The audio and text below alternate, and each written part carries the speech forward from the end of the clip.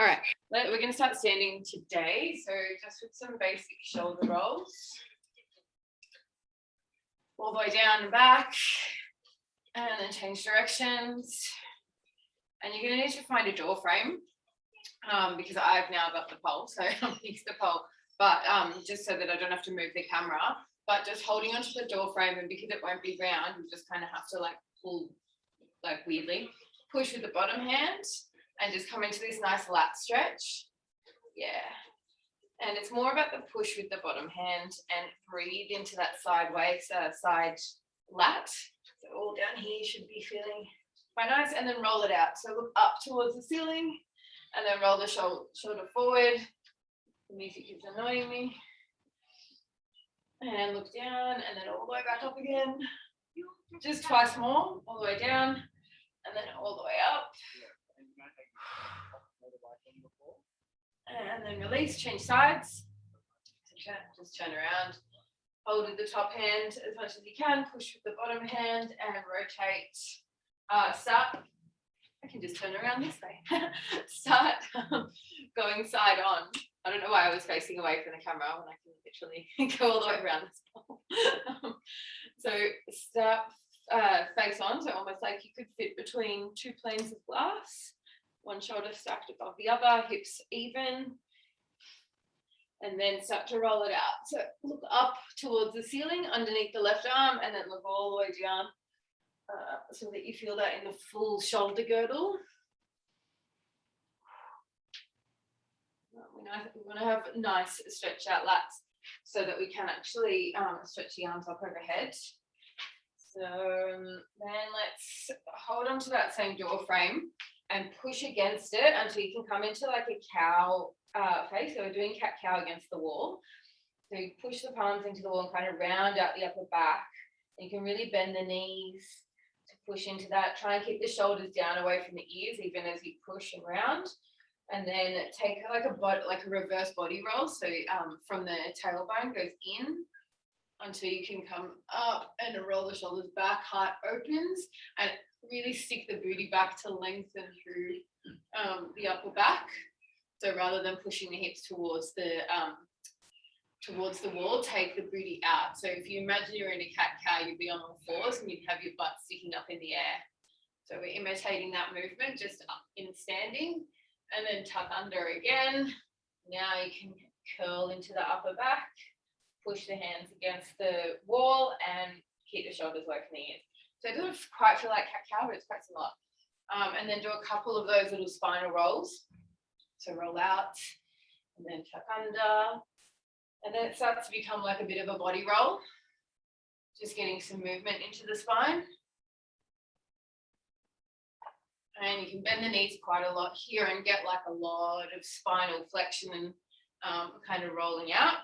If you want to. Hi Sarah, welcome. We got. Okay, and then we're going to turn around. So you've got your door frame and you're going to bring your booty up against the wall or against the door. Take the arms up overhead to where they comfortably reach the wall or the corner. And I'll just show you, my hands are together. So like here. And you want to bring the elbows together. So if you have like a door frame, they might be that far apart. And then you just, try and get a corner. Yes, a corner is ideal. And then you gently push the hands, so bring the elbows together and push the hands into the wall until you can come away and try and keep the core engaged. So come back and tuck under if you need to. Lengthen through the tailbone. Make sure you've got the rib to hip connection. That'll protect your lower back from overarching here. The elbows forward, hang forward.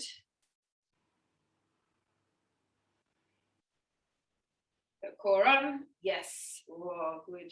And you see that it goes like deeper into the shoulders when you do it that way too. And then hang one arm forward. And that should increase it a little bit. It's a bit hard when you can't hold on. You could kneel in front of those door handles and then your bum would be pressed up against. Yeah, and then because your bum's pressed up against the door, it won't open. So core on. And then come away and then hang one arm forward. And then release. Other side and hang that one forward. And release. Take a couple of rolls to let that go. Did that work on that door handle? Yeah, cool. Yeah, it's so good on a pole, but if you can find like a door frame, none of mine have the like the skirting on the door frame, that's really useful, as long as it's not weak and you don't end up falling off the door taking the skirting with you. Okay, so then we're going to come into a half lift. So let's come all the way down into a forward bend and just walk out the knees one at a time. Just bending and straightening, hang the head heavy, get nice length in the spine and through the neck. And then we're going to bring the feet to hip width apart and parallel, bend the knees slightly, hands to the shins. Inhale, come up into a halfway lift. And we're straight away going to take the arms forward into a Y shape so that the palms are facing each other. And in your half lift, you can even look in the camera and just make sure your spine is straight. So even if you're up a little bit, or that's fine, or even like down further. I just want to see the spine is long. And the weight should be about the middle of the feet or into the heels. We're going to lengthen through the fingertips. So we should feel quite strong, like keeping the shoulders up, core's engaged, tummy real strong, glutes are engaged. And then exhale, release into a forward bend. Inhale, come up halfway lift, so hands can push onto the shins. Lengthen through the spine, engage the core, engage the glutes. Then take the arms out wide into a T shape. Hold the T shape. Lengthen through the fingertips, lengthen through the crown of the head. Draw the shoulder blades down and back so that you feel the lats engage, and you'll feel also that's what's pulling the arms up and kind of holding them there. And it's all in your rear delt to the back of the shoulder. Inhale to lengthen the spine one more time, engage the core, exhale, fold. Last one, the arms are going to make a W shape. So come up to your halfway lift first, set up with your core and your glutes, then come into the W. And you kind of want your elbows forward enough, I don't know if you can see there, so that they're in line with the shoulders. This is the tough one. Try and keep the hands up level with the elbows, check in the camera or in the zoom, so that you can see that your fingertips and elbows are in the same line. Change the view. All right, and then exhale, release, forward bend. That was a tough one. And then we're going to do a few squats to forward bends. So start with the feet a little bit wider, so toes out, heels in, and enough space that you can sink down into your squat and have both heels on the floor. So once both heels are on the floor, hands come together, elbows push the knees apart, weight into the outside edge of the feet, and in the heels. Roll the shoulders down and back, lengthen through the spine, and then squeeze the glutes to pull the knees away from the hands. So we're going to squeeze for 5, 4, 3, 2, 1, release, and back into your squat, and then we're going to fold into a forward bend. So pivot the feet so they're hip width apart, and then fold forward. Long exhale to release. Now we're going to come back into our squat. This time, bring the feet a little bit closer together. Not too much, maybe just a few centimeters. And make sure your heels are still on the ground. Hands together, elbows push the knees apart, weight into the heels and the outside edge of the feet. And then we're going to squeeze the glutes to separate out, to pull the knees away from the elbows. For 10, 9, 8, 7, keep the spine long. 5, 4, 3, 2, 1. Oh, good one, Sarah. And then fold forward, feet in parallel, and hang. Is that how hard you were squeezing your glutes that happened? No. Just off balance. Yeah, play around with the angle of the feet as well. Like I like my feet quite diagonal in my squat, but some people may, prefer them a little bit more parallel, or you may like them out further than mine. But let's bring our feet down or out. Let's come down into our squat again. This time as close as you can get the feet. So maybe like underneath the hips if you can, while still being in, while still having the knees, the heels on the ground. So it may not be that much closer, to be honest. Mine's feeling pretty wide today. And then let's squeeze the glutes. 10, 9, 8, 7, 6, 5, 4, 3, 2, 1, and fold. Again, walk out, bending the knees one at a time. And then let's bring the feet together. So we're going to come through a squat. Sorry, I'm turning direction because my mat is kind of over where this rug ends. So I'm trying to find like a flat spot. Anyway, so we're going to come into a squat to start with. So take the hips back as though you're about to sit down in the chair behind you. Arms can come straight out in front, shoulders down, and then push the shoulders forward so they go depress, protract. So the shoulder blade reaches. And that protraction is really important because that's where we use the serratus. So it's really engaged. Let's come up to standing. Arms come up, palms facing up to the ceiling as though you're in a handstand. Feet are together, squeezing, arms are together, pushing. And that's where you get that real protraction as your arms are reaching up. Look down, make sure your ribs haven't flared out. So tuck them back in. And we're going to hold here for 5, 4, 3, 2, 1, and release. Arms down by your side, forward bend. Couple of breaths here. Again, you can walk out the knees every time we come down here. Then we can do that one more time. So feet together, sing the hips back down and back into your squat, arms forward, protract the shoulders forward. Now secure the ribs to hips, squeeze the glutes. Lift through the pelvic floor so everything is engaged. Then when you come up, hands come open. So in your handstand pose, take the palms up to the ceiling. Push as though you're pushing the ceiling away from you. Pretend you're in your handstand. Lock down everything, ribs to hips. Core engages. Squeeze the glutes. Have a look if your arms are in line with the ears or if they start to sneak forward. One more breath in. Exhale, release, forward bend. That should feel pretty hard, and that's like, you know, the right way up. Like that isn't even with body weight. But it's a good warm-up to activate everything. We're going to do it one more time. So come down into the squat and prepare. So glutes engage, quads engage. With the feet, try not to scrunch the toes, but still lift through the arches slightly. So you're kind of squeezing the legs together and trying to keep a tiny gap underneath the sole of the feet. Arms reach forward, shoulders down away from the ears. Protract through the shoulders. Again, make sure everything's really strong and tight. Sit back a little bit deeper. Then come up to standing. Push the hands up into your handstand. Squeeze the glutes. Core on. Ribs to hips. Reach up. Push up. Make sure you're still breathing. Are the legs still squeezing together? Have you still got to lift through the arch? It's starting to get easier almost with this one. Take a breath in. And then exhale, release, forward bend. And a little walk out. And then we're going to slowly come up. Yeah, we're going to do pistol squats again.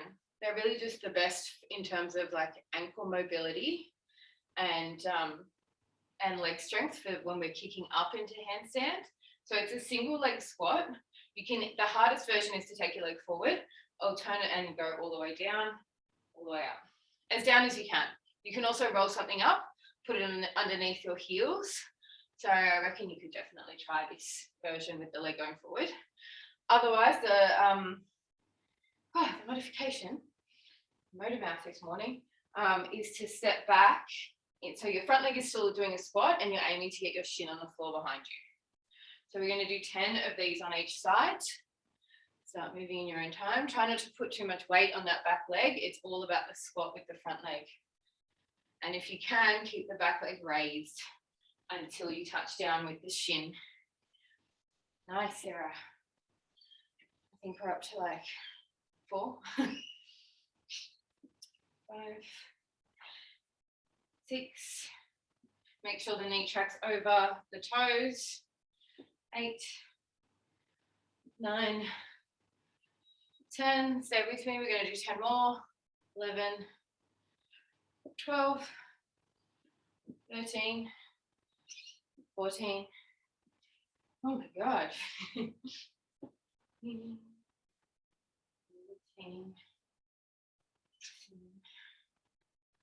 last one.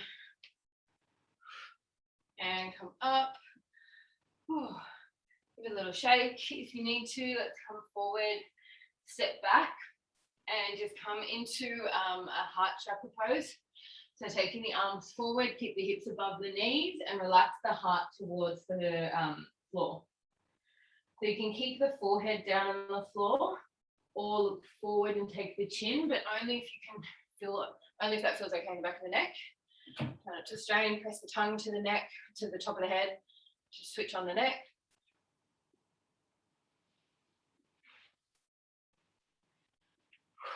Long exhales.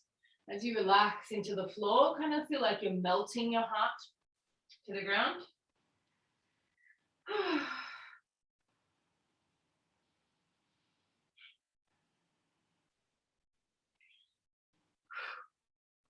Couple more breaths here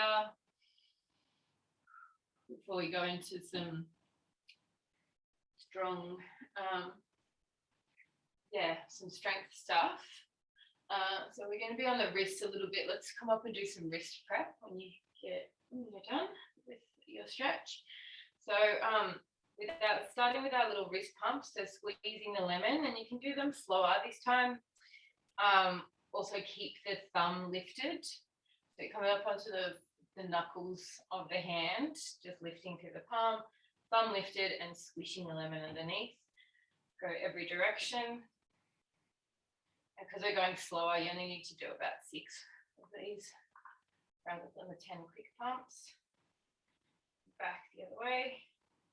It's harder to keep the thumb off with this one. And then keep the elbows facing forward, wrists facing forward, fingers facing back around towards you, so externally rotated, and sit back slightly so you get that stretch in the front of the wrists. It's my favorite. It feels so nice. It feels nice before, and then it really feels nice after. And then let's flip the hand around so that the fingers, palms are facing up, back of the hands on the ground, fingers towards us. And this, you won't be able to sit back as far, but just really gently find that stretch over the back of the wrist.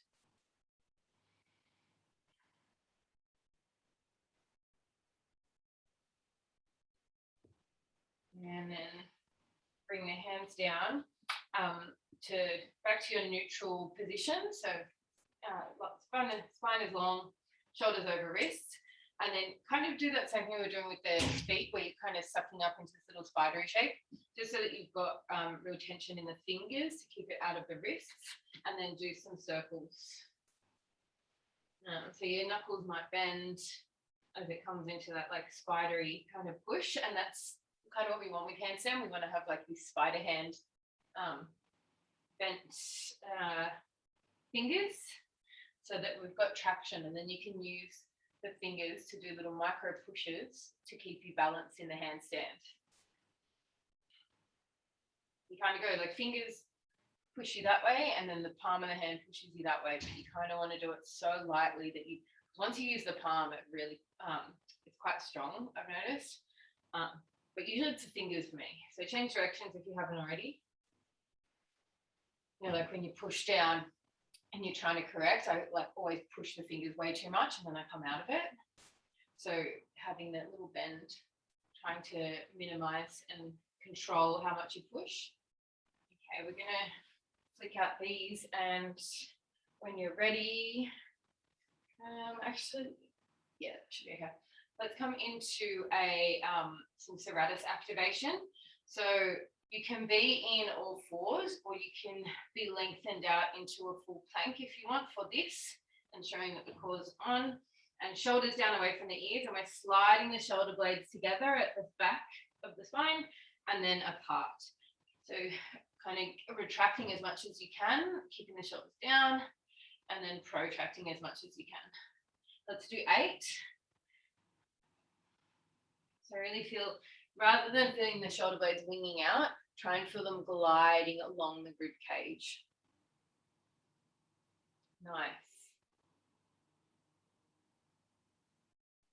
Yeah, perfect. It kind of feels both icky and lovely at the same time. So once you've done your 8, you can push back into a downward dog. Walking out one foot at a time, just bending one knee. Pushing the heart towards the thighs so that you can get this really nice opening in the shoulders, and then roll the shoulders down away from the ears, almost like you want to rotate the elbows to face the back of the room. Bend into the knees a lot until you come all the way down. Then we're going to push forward into a plank, catch in the plank. Back to downward dog. Bend the knees a lot. Come forward to plank. You can add a serratus activation there. So shoulder blades touch, shoulder blades apart, back to downward dog. Bend into the knees all the way down. So you're in a froggy, push forward, plank, catch it with the lats. So you should feel when you push forward that your wings really have to and catch you to stop the momentum that your legs created, because your legs are super strong. So you, yes, and the more that you like pounce forward and ask yourself to catch into that plank position, the more power you're asking from your lats and from your delts as well. So the shoulders have to really work to catch you there. Let's do another 3 of these. Inhale to come back. Exhale to shoot forward. And last one. And push back up to downward facing dog. Bend one knee at a time if you need to. Come down to your knees if you need to. Relax, roll out the wrists. We've only got one more wristy thing, and then apart from actual handstands, and then the rest is and then we've got a long sequence on forearms and tripod and heads. So I won't wear them out too much. We're just going to jump into some pike push-ups next. So the option for pike push-ups, you can do them on your knees. I feel like it's a little bit harder, but in one way, but obviously easier in another. But the idea is you're going forward to tap your head down. So the elbows kind of go to this 90-degree angle, and you're looking to go up and over. Or you do them from a pike. So pike, hips are up in the air, walk the feet forward, come forward, down, and then push back up. They're super hard, right? So if you're doing them on your knees, probably like 8, and if you're doing them from the pike, I'd be happy with 4. So give it a go. And then if you want to progress that again, then you would put your feet up. So the higher that your hips go, the harder it is, because the more you're imitating a handstand push-up. Yes, girls, super strong. All right.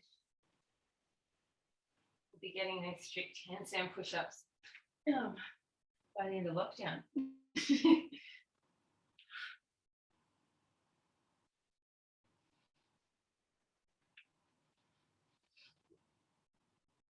Once you've done your 4, you can come back down onto your knees.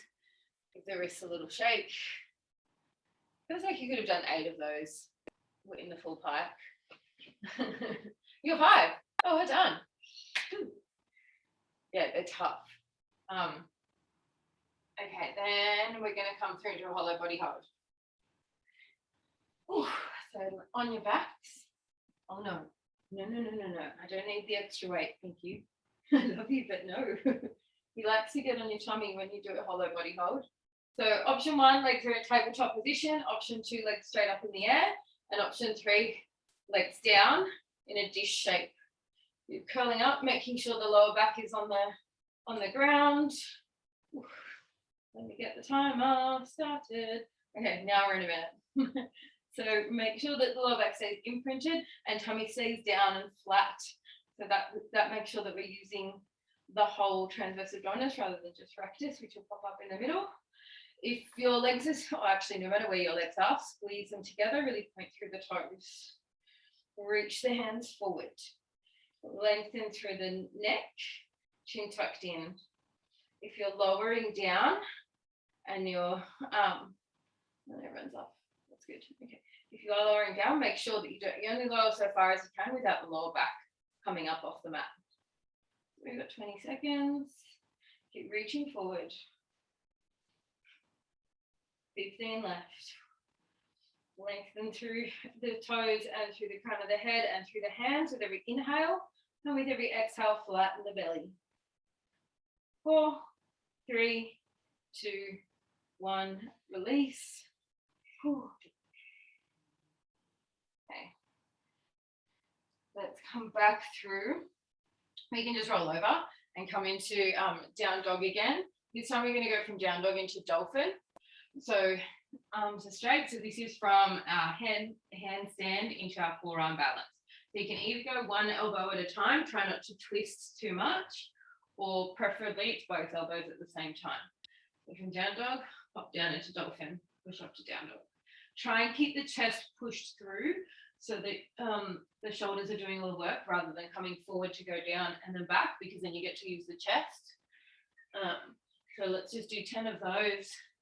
And it's almost like a small movement, you know, like you're not actually going that far. Your elbows are going from maybe 45 degrees down to, 180, down to flat, 0, I guess. Keep the rib to hip connection. Core engage, try not to flare through the ribs because you're in this overhead position essentially. Once you've done your 10, come down, roll over. We're setting up for another round of hollow body. This time with the option to add,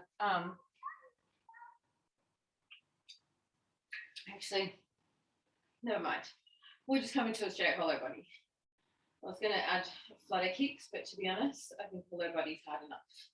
Oops. Are we ready? Set up, get your leg position, set up in the core, length, and let's go. And you can take, if you were up really high, maybe try taking the legs about 5 inches lower, reach forward, belly down. Take the body scan, so from the crown of the head, chin tucked in, shoulders down and back, reach forward, ribs to hips, transverse abdominis around and in, flattening, pelvic floor lifting, squeezing the legs together, glutes engaged, lengthening through the toes. And just doing that, we're already at 30 seconds. So it's a mental thing, just giving your brain something to do while you're in this pose, but it also ensures that you're getting that feedback from within. This is a closed circuit skill. So it's constant feedback where you activate again and you go, oh, wow, yeah, I was letting go. And that's how we kind of get stronger in the skill by creating that mind-body connection. You've got 5 seconds left. 4, 3, 2, 1, release. Whew. Okay. We're going to roll over. This time we're in dolphin and we're going to do leg raises in dolphin. So set up again, forearms parallel, elbows under the shoulders. Roll the shoulders down and back and then lift up into this dolphin pose. The elbows will immediately want to flare a little bit. So try and really push down into the hands to keep them parallel. Walk the legs in and then you're lifting one leg at a time, squeezing into the glute to take that leg up to the sky. Squeeze the glute and down. Squeeze the glute and down. Give me 10, please. If you get to a point towards the end of your 10 where you should be walking your feet almost closer in with every time, try not to let them go further away. And if you get your legs close enough that your hips start to come up over the shoulders when you're doing this, then maybe you can add a little hop with the foot that's still down.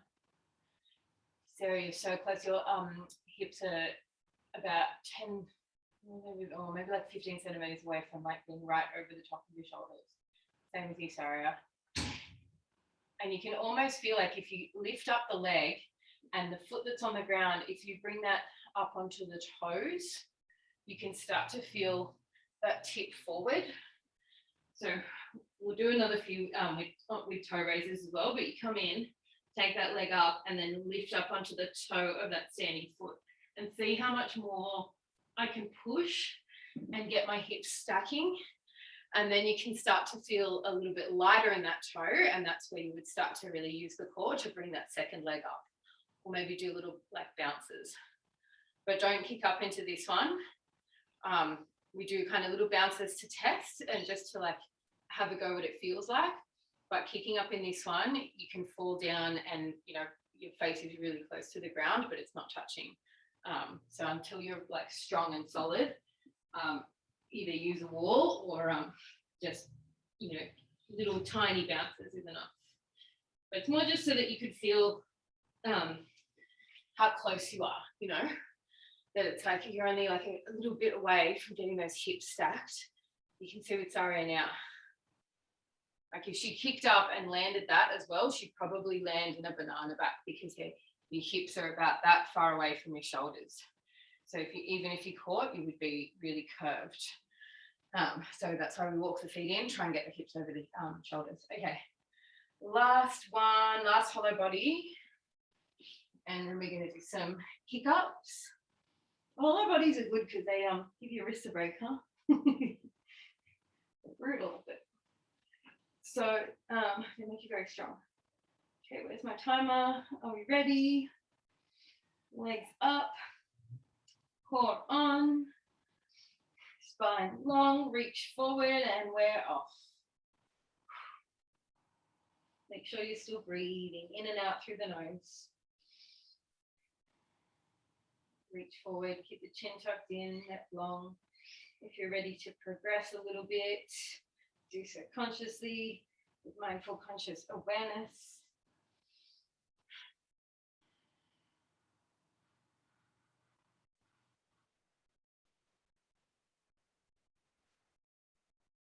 We're halfway there.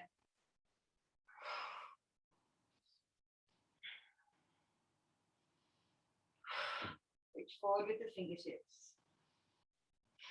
15 seconds.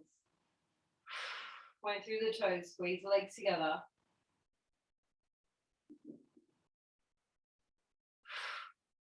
5, 4, 3, 2, 1, and release.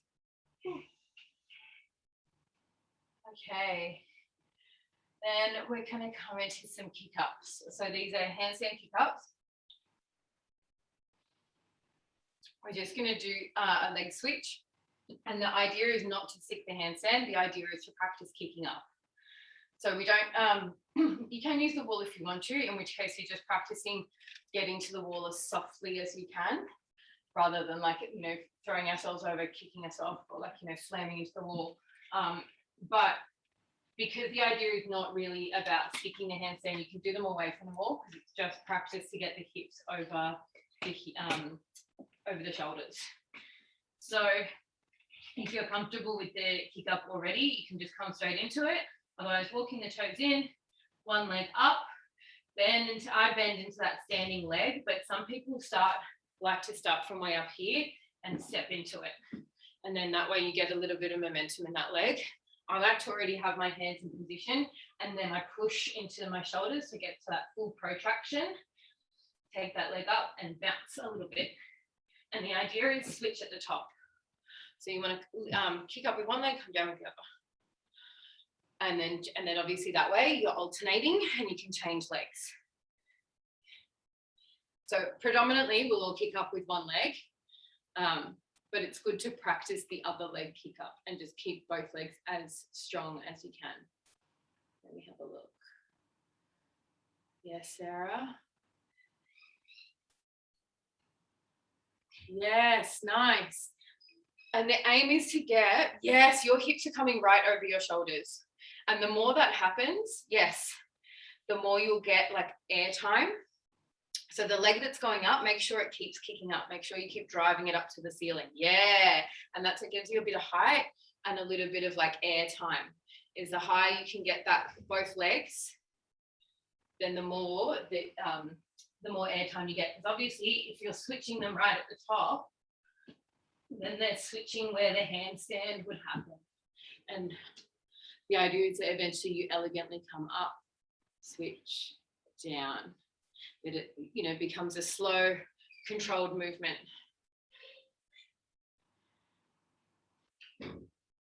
Give your wrists a shake. And they're quite user-friendly on the wrists, I find, the kick-ups. It's not the same as when we do a chest walk. Okay, once you've done your 10, we'll land in a forward bend. They're fun, huh?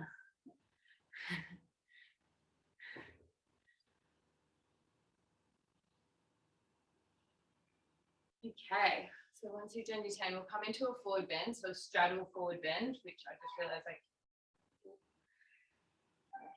foot doesn't like this. You're going to come into a straddle forward bend, so feet out wide. I just, because of my sprained ankle, it doesn't like that lateral movement. It's still not strong in that direction, but your feet are apart. So you're forward and down, hanging, and bring the hands back until they're in line with the heels. From there, if you can, bend down and take the top of the head onto the floor and set up for your tripod headstand. So the two hands will be shoulder width apart. So if you're looking at your elbows and you're in this forward bend, I don't know if you can see me from where you are. Drop the angle, but you want your arms to be like in a 90-degree angle. The very top of the head comes onto the mat, right? So where you would hang a crown, where you would sit a crown, that very top of the head. Press the tongue to the roof of the mouth. Have a go taking one leg up into the center and then bring it back down. And then you take the other leg up into the center and bring it back down. Yeah, the feet have to come out wider than a normal straddle bend. Yes, Saria. Yes. Squeeze the tummy in, squeeze the glutes, squeeze the heels to the butt. Lovely. So I can't quite see in that camera, but I'm guessing from the way that you're balancing that your knees are on the back of your elbows, which is exactly correct. That's a great place to start, yeah. Because when we go into this from crow pose in yoga, your knees are actually on the back of your arms, and then you tip forward and get the top of the head on and then squeeze it. But the straddle, as we saw last week with Sarah, who looks like she's frozen, the straddle is a little bit easier than, it's a lot easier than dropping into crow pose. Sarah, I missed it all, you were frozen. You were frozen in a straddle. So I've only just seen that now you've come down. How did it go? I don't think I was frozen. It's just I can't lift my leg up, but I've just been trying to shift the balance from leg to leg. Okay, yeah, good. Last week you did it in this way, from memory. I'll give it another go. Yeah, try with something behind you so that you feel it. Also, like having like a wall or like a bed behind you, it just takes away that fear factor so that we're not under balancing.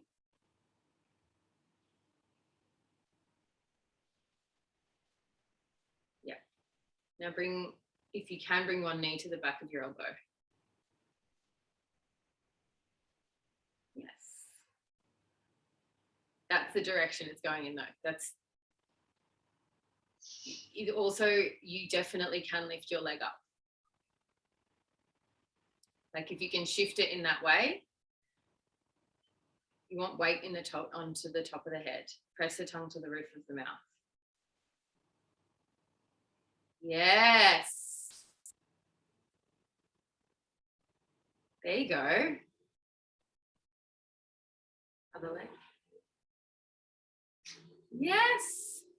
So you have to come up right up onto the tippy toe. Sorry, I didn't see that. I didn't mention that. But yeah, it's something we always forget. We start with our feet flat, and then you forget how much more height you can get to stack yourself by just coming up onto the toes. Shall we move on? Is everyone happy with that?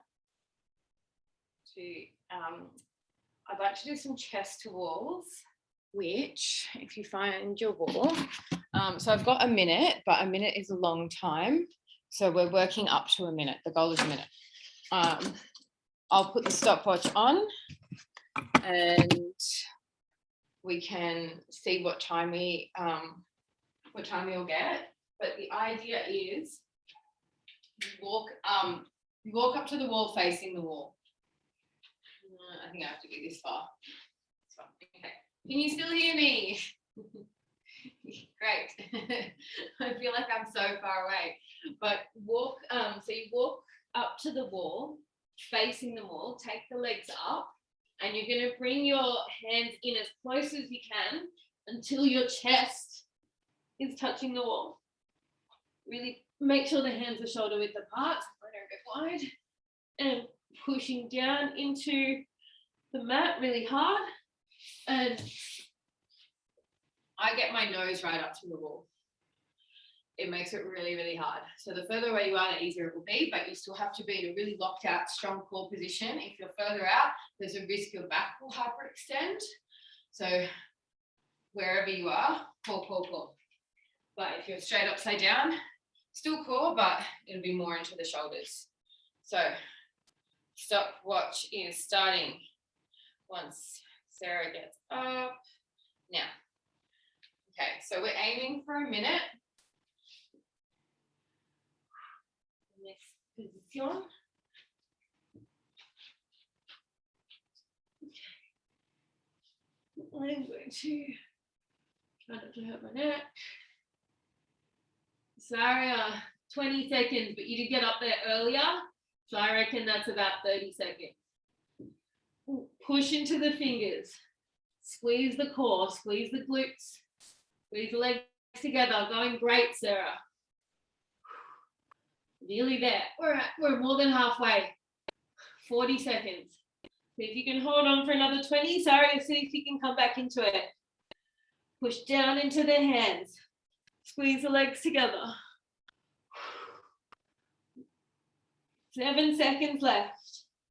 5, 4, 3, 2, 1, and I'm down. Whew. Solid. Did you come back into it, Sarah? Yeah, you did. Cool. I couldn't see. Yeah, just take a moment to sit, let the blood come back out of your head for a second. It's a good one, right? Yeah, that's how you condition the shoulders to really hold you up. And even you notice the difference between when we first started the class and you, that was hard. And now being able to do that, you're like, oh, okay, so if I warm it up and strengthen it, the body's like, I understand what you want from me now. And it really starts like switching on. Tomorrow we won't do push-ups in hip though. I might leave those pike push-ups out for tomorrow. Okay, next I would like, actually let's do a bit of a chest stretch. So the Anahatasana, which we did before on the ground, the heart chakra pose, you can do on a surface. So like a table, get the arms far forward, kind of further than the elbows, so that you can sink the heart through that way. Or on a wall is really nice, but with the wall you have to really engage the core, and you can just do it on the floor. Just engage the core because you want to make sure that you don't end up overarching into the lower back. So really try and press the heart forward and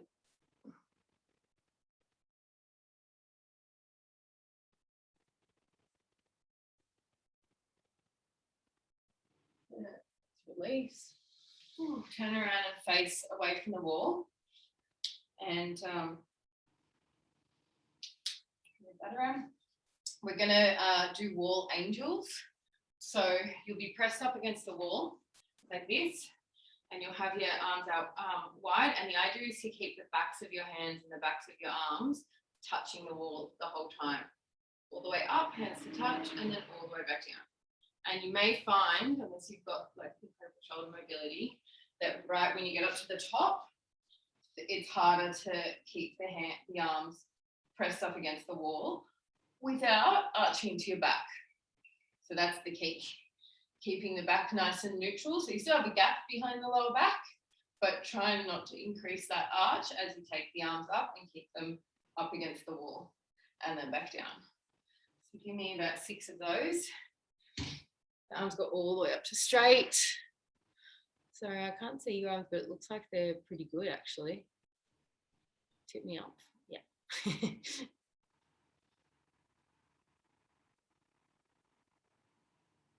Yeah, it's hard to keep them right at that top range.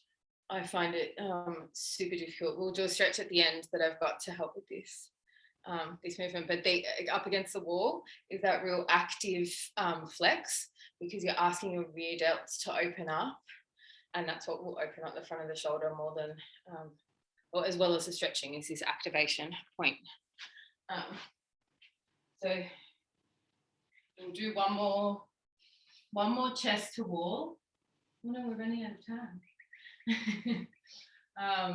All right, let's just do some heel pulls. So kicking up to the wall, getting both the heels away for 10 reps, or trying to hold the handstand.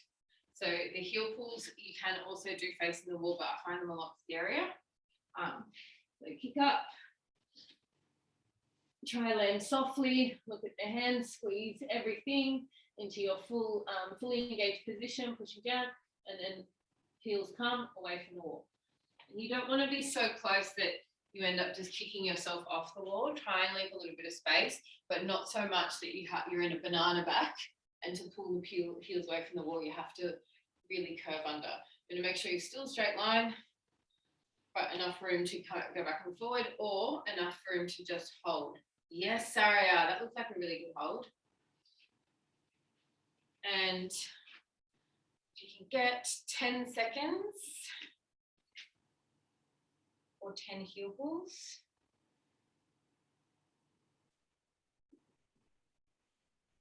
There you're just close enough, maybe. Do you feel like it's really going into your lower back there, Sarah? Look at your abs though. They're really popping. Could you go a little bit closer? Did you feel that you had to really correct into that back arch? By the way, we're matching. Did you notice that? A little bit. Yeah, so try and go hands a little bit closer, just so it's less of a pull. Even if you get up there and then walk the hands in. A little bit harder that way, but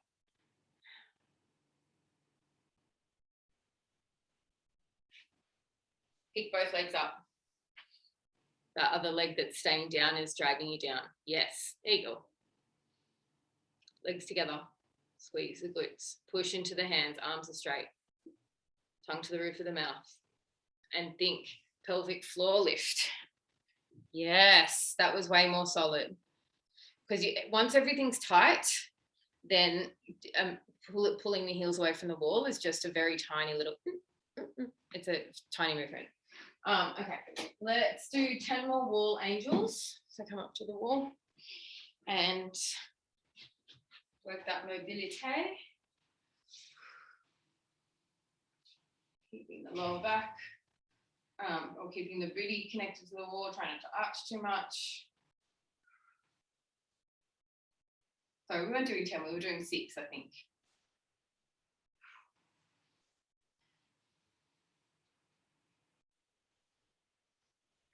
Six. Once you've done your 6, we'll come back to our mats. And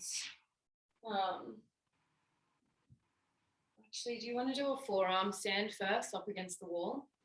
You definitely have time if you would like to. So the 2 options are to come into the forearm stand facing the wall, but it's a lot more awkward to walk the forearms in, or kick up. And with the kick up, just really make sure that, start with the elbows a little bit closer because they will slide apart, and just really make sure you're pushing down into the forearms to engage into the lats and those big serratus muscles so that you don't collapse when you kick up. And then you'll kick up and end up in a bit of a banana back. And the idea is that you start to engage the core a lot to bring you back into alignment so that you're straight up and down.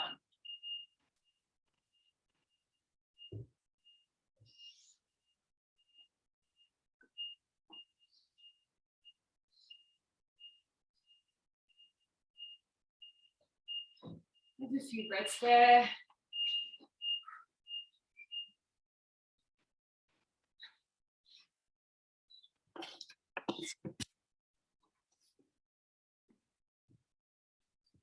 And then once you've done that, we'll come down for a juicy stretch on your back.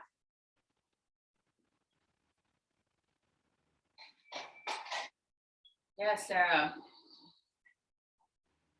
It's awkward doing the walk in. Yep, stack the hips. Great. Now ribs to hips. Yeah, to core. Ooh, good. Yes. Amazing. Just go one leg at a time, real slow. Like how we did the leg switches. You just walk the legs away, and then eventually you notice that you, like if that's the wall, there we go, I've got a little wall with my fingers, that you start to kind of hold and then switch. It just gets slower and slower. Going again.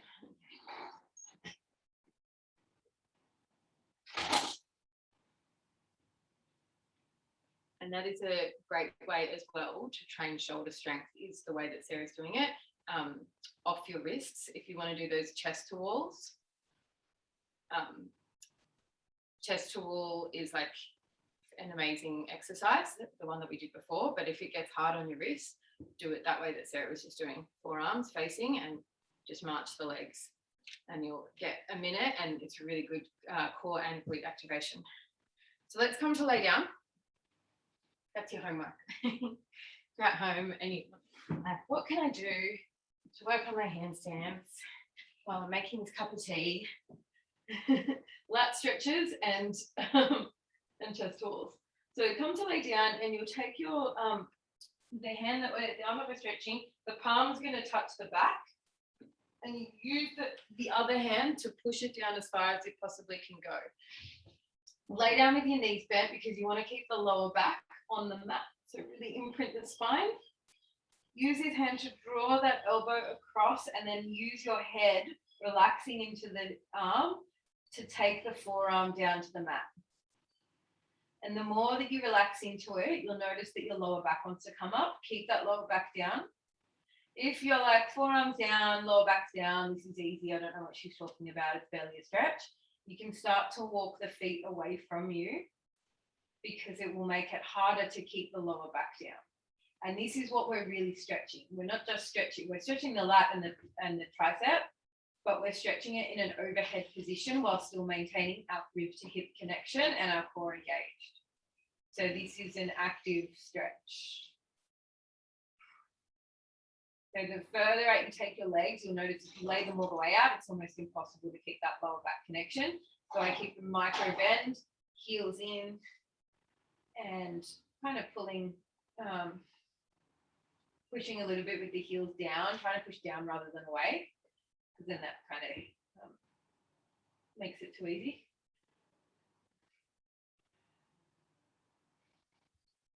Long exhales through the nose.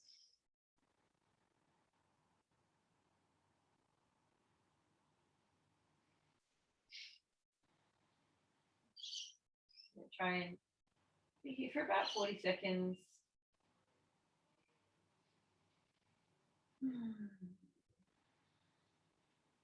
And then walk the feet back in as we walk them out. Release by lifting up the head, gently pulling that arm out, switching over. Left arm's going to bend, or the other arm, you know what you started. Palm faces you. Slide it down the middle of the spine. Use the other hand to help that elbow go up and behind. Relax the head into the forearm, trying to get the forearm onto the mat. So for me, this other side is way tighter. Like I cannot get my forearm onto the mat. It takes me like the whole 40 seconds to get my forearm to touch. So I'm not going to take my legs out very much at all. kind of maybe just a little bit, just to keep the challenge of keeping the rib to hip connection while also trying to get the stretch. But it's really hard for me to push my head into this arm without my ribs coming up. It's very subtle, but like all those tiny little micro adjustments give us this mobility that's quite specific to handstands, or quite specific to overhead drills. Oof. And having a strong core while anything's overhead with load is so important. I once had an injury because I threw a 55 kilo barbell over my head without warming up, and my back overarched and cracked. And it just took forever to get better. It wasn't like a crazy injury, but just enough to make my life a living hell because I couldn't do anything overhead. Okay, take another breath here. Long exhale. Now we've had story time. I think it's been 40 seconds. Release out that arm. Lengthen it away. Then take up the right leg. Squeeze the knee into the armpit. And then take the leg up to straight if you can. It can be a little bit bent. Hold either the thigh, the calf, or even the foot. And then we'll keep the left hip on the ground. Then take the right leg out to the right. You may need to let go or hold further down or further up the leg, sorry. But the aim is to keep the left hip grounded or the left glute grounded, so don't let yourself wobble out. Even put the left hand on the left hip. Keep that down as this opens up. Long exhale. Bring it back up to the center and gently pull it towards you. So holding either the back of the calf or the back of the thigh. Keep a slight micro bend in this top leg that the leg that you're holding. Keep the other leg grounded, and then you're going to push this top leg into the hands for 10, 9, 8. Like you're almost going to unlock the interlaced fingers. 5, 4, 3, 2, 1, and then pull it towards you. So we're going to do a couple more of these PNF stretch.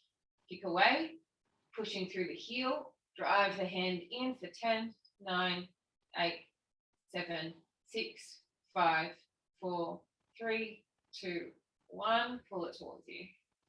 Long exhale. Last one. Kick the leg away. 10, 9, 8, 7, 6, 5, 4, 3, 2, 1, and relax. And you should feel that that's coming a lot closer. And release that out, sliding the hand down the hamstring, give it a little massage. And then the other leg. The right leg down, ground into that right glute. Left knee to the left armpit.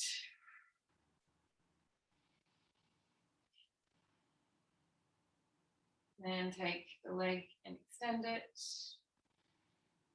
Up and then out. Keeping the right hip down.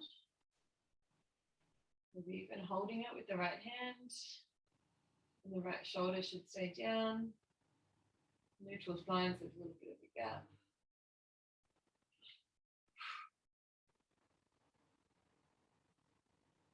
You'll probably notice that it falls out a little bit further the longer that you stay here, that gravity kind of does the trick. Long exhale through the nose.